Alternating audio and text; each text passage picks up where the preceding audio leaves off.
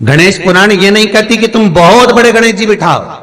गणेश पुराण ये नहीं कहती कि तुम बहुत विशालतम गणेश जी का निर्माण कर कर उसको विराजमान करो। गणेश पुराण, शिव महापुराण ये नहीं कहती कि तुम इतने बड़े भी गणेश जी जो तुम्हारे पास में रखने की जगह ना हो, विसर्जन की जगह ना हो, तो ऐसे गणेश को घर में ना बिठाएं। शिव महापुराण तो यहां तक कहती है, गणेश पुराण तो यहां तक कहती है कि एक गोल सुपारी के लिए अगर गणेश जी बनाकर तुमने पूजन कर कर उसको भी जलाशय में विसर्जन कर दिया, नहीं कर सकते। किसी पेड़ के नीचे खड्डा खोद कर उसको रखकर उस पर पानी डाल दिया, वो भी विसर्जन माना जाएगा। पर रोड के किनारे पर रखकर उसका अपमान करो, ये शास्त्र नहीं कहता, ये वेद और पुराण नहीं कहते।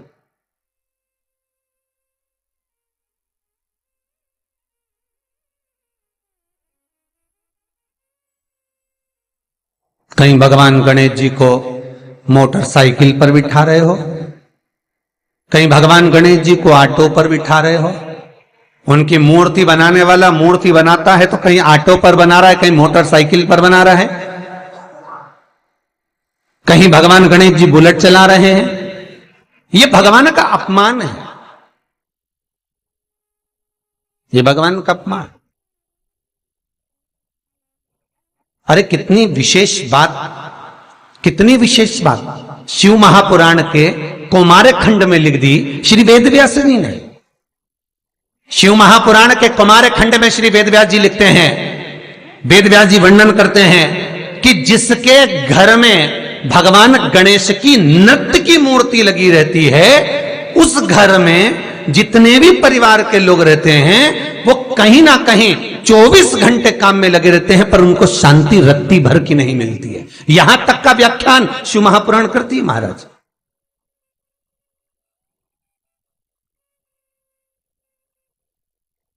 लोगों को शौक चला, गणेश जी ढोल बजा रहे हैं, वो मूर्ति का फोटो घर में लगा दिया, घर में मूर्ति का फोटो लगा दिया कि गणेश जी ढोल बजा रहे हैं, गणेश जी नाच रहे हैं, वो मूर्ति का फोटो तुरंत घर में लगा दिया। वेदव्यास जी ने कौमार खंड के अंदर वर्णन करा, यदि देवता की अपमानजनक मूर्ति या स्मरण पूजन का भाव अगर कहीं लगाया भी जाता है तो उस घर में शांति रत्ती भर की नहीं रहती है महाराज। यहां तक शिव महापुराण कहती है कि भगवान शंकर का शिवलिंग आप घर के अंदर रख सकते हो, भगवान शंकर का शिवलिंग घर में रखकर पूजन कर सकते हो, भगवान शंकर के शिवलिंग का आप स्मरण कर सकते हो, भगवान शंकर के शिवलिंग की आप पूजन कर सकते हो। पर शंकर, जब शिवपुराण खुद कह रही है कि शंकर का जो भौतिक स्वरूप है, शंकर का जो शारीरिक स्वरूप है, जैसे आप शिव महापुराण के पीछे जो बैनर देख रहे हो, इस बैनर में शंकर जी का जो स्वरूप दिखाया जा रहा है, ऐसी मूर्ति तप करने वाली, ऐसी मूर्ति आशीर्वाद देने वाली, ऐसी मूर्ति जो भगवान शंकर का मूल स्वरूप दर्शाती हो, ऐसी मूर्ति घर के अंदर नहीं रखी जाती। स्वयं शिव महापुराण करे, फिर वो मूर्ति छोटी हो चाहे बड़ी हो, फिर वो मूर्ति कितनी भी बड़ी आकृति की हो, शिव महापुराण की कथा कहती है। हां, शिवलिंग जो भगवान शंकर का एक मूल बिंदु है, भगवान शंकर का एक मूल बिंदु विराजमान है, भगवान शंकर का एक मूल बिंदु का निर्माणित है वो शिवलिंग। आप छोटे से छोटा, बड़े से बड़ा कैसा भी रख सकते हो। शंकर को एक बेलपत्र भी अगर हम समर्पित कर रहे हैं तो वो आखी हो, एक चावल का दाना भी हम शिव को दे रहे हैं तो वो आखा हो, एक पुष्प भी अगर हम भगवान शंकर को दे रहे हैं तो आखा होना चाहिए, श्रीफल भी दे रहे हैं तो आखा होना चाहिए। इसलिए शंकर जी के मंदिर में नारियल नहीं फूटता, आखा।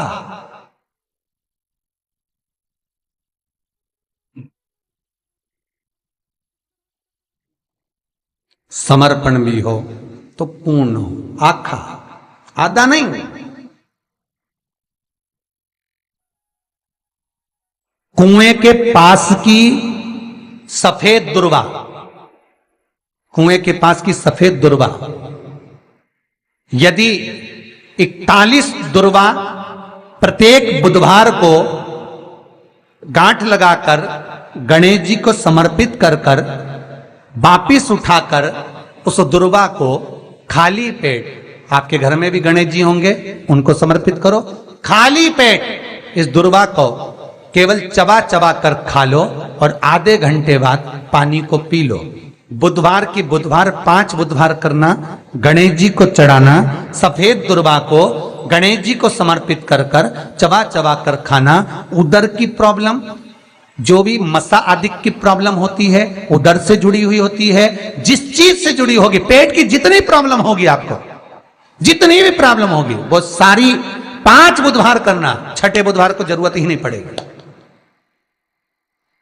कितनी भी प्रॉब्लम हो पेट से, कितनी पेट से जुड़ी हुई प्रॉब्लम जितनी भी होगी, समाप्त। यही दुर्वा।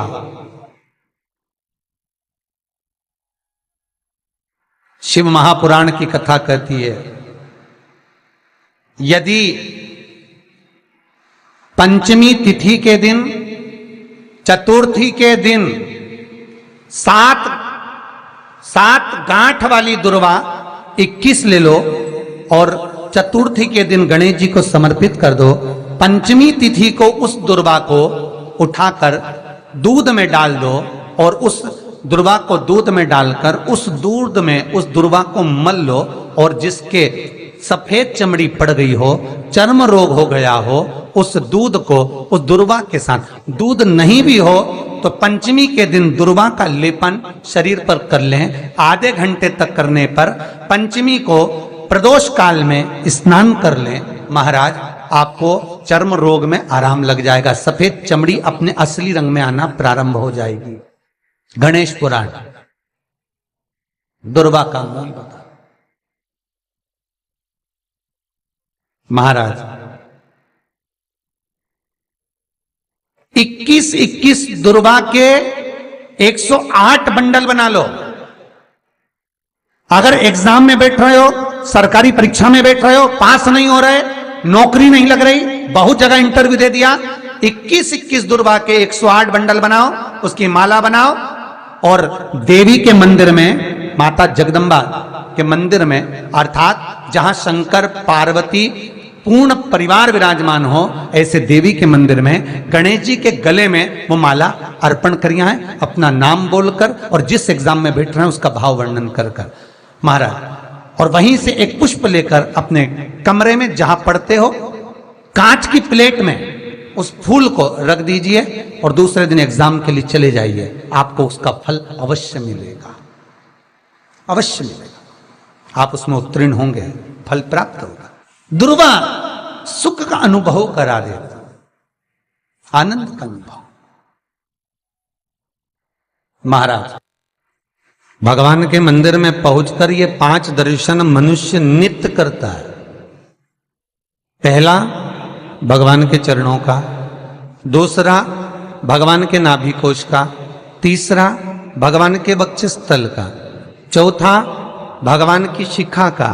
और 5वां, भगवान के नयन का।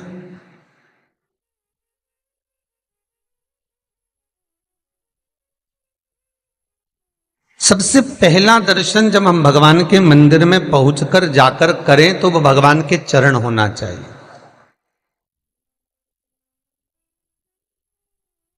परमात्मा के चरण।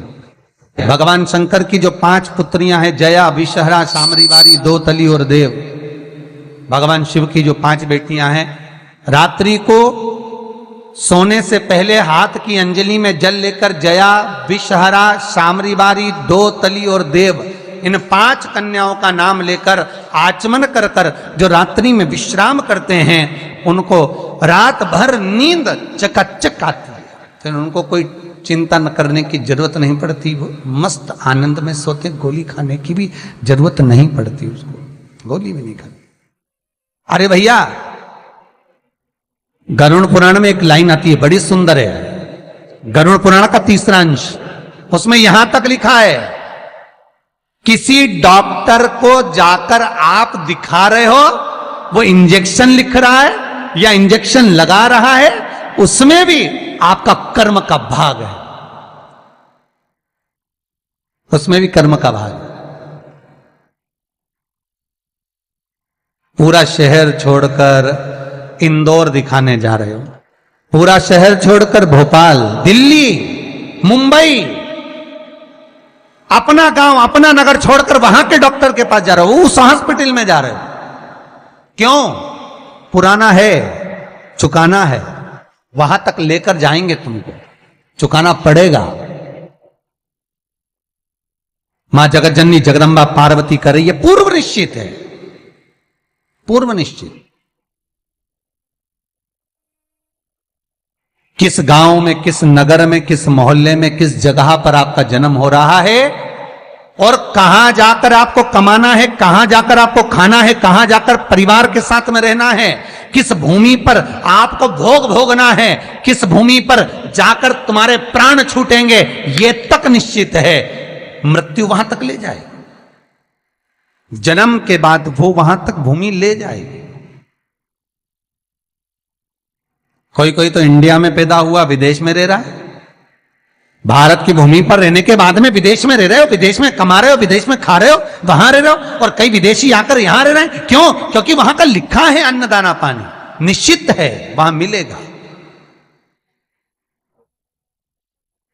ये परिवार जो मिला है, ये कुटुंब जो मिला है, ये कबीला जो मिला है, ये माता पिता जो मिले हैं, ये भाई बंधु जो मिले हैं, ये सखा जो मिले हैं, ये पूर्व के निश्चित हैं। किसी का भोग कर